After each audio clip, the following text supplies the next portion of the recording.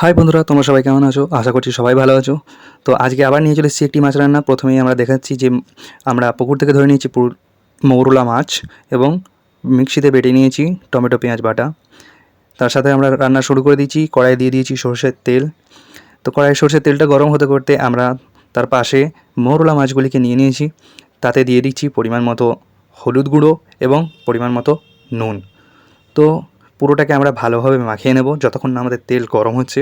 তেল গরম হতে হতে আমাদের মাছ মাখানোটাও কমপ্লিট হয়ে যাবে। তো মাছ মাখানো যখনই আমাদের কমপ্লিট হয়ে যাবে তখন তেলে আমরা দিয়ে দিচ্ছি। তো তেল আমাদের গরম হয়ে গেছে। তো আজকে মুরলা মাছগুলিকে আমরা একদম মচমচে করে ভেজে নেব বা কড়কড়ি করে ভেজে নেব, আপনারা যেটা জানেন সেটাই। তো ভালোভাবে নেড়ে চেড়ে এটাকে আমরা ভেজে নিচ্ছি। আমাদের দেখতেই পাচ্ছেন মাছ ভাজা প্রায় হয়ে এসেছে।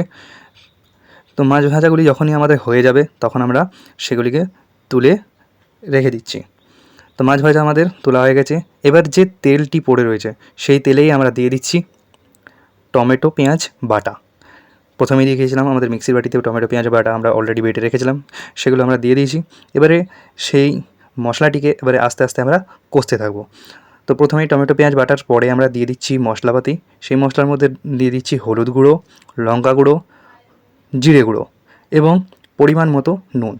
তো নুন আপনারাও একটু কম দেবেন, কারণ আমরা প্রথমেই মাছ ভাজার জন্য নুন দিয়েছি, অর্থাৎ মাছগুলো মাখানোর জন্য যে নুনটা দিয়েছিলাম তারপরে যদি আবার তরকারিতে নুন দিয়ে দিই তো বাস। তো আমাদের মশলা প্রায় রেডি হয়ে এসেছে। এবারে আমাদের যে মাছ ভাজাগুলি রয়েছে সেই মাছ ভাজাগুলোই দিয়ে দিচ্ছি। তো আমাদের মাছ ভাজাও দেওয়া হয়ে গেছে।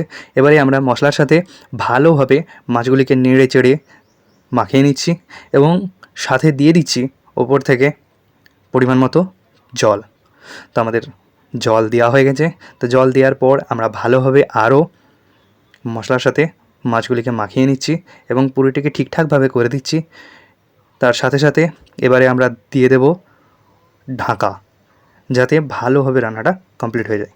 তো আমাদের ঢাকা দিয়ে রেখে দিচ্ছি। যখনই একটু পর ফুটতে থাকবে তখন আমরা তুলে দেখব। দেখতেই পাচ্ছি আমাদের রান্না কমপ্লিট হয়ে গেছে। আমরা এবারে নামিয়ে নিচ্ছি। এবারে শুধু কাজ রইল আমাদের খাওয়া। তো অবশ্যই আপনারা রান্না করবেন বাড়িতে, এবং বাড়িতে রান্না করার পর আমাদের চ্যানেল কমেন্ট করে জানাবেন। লাইক শেয়ার করতেও ভুলবেন না। সাথে আমাদের বাড়ির ফেসবুক পেজ এবং ইউটিউব চ্যানেল দুটোকেই ফলো সাবস্ক্রাইব করবেন। ধন্যবাদ।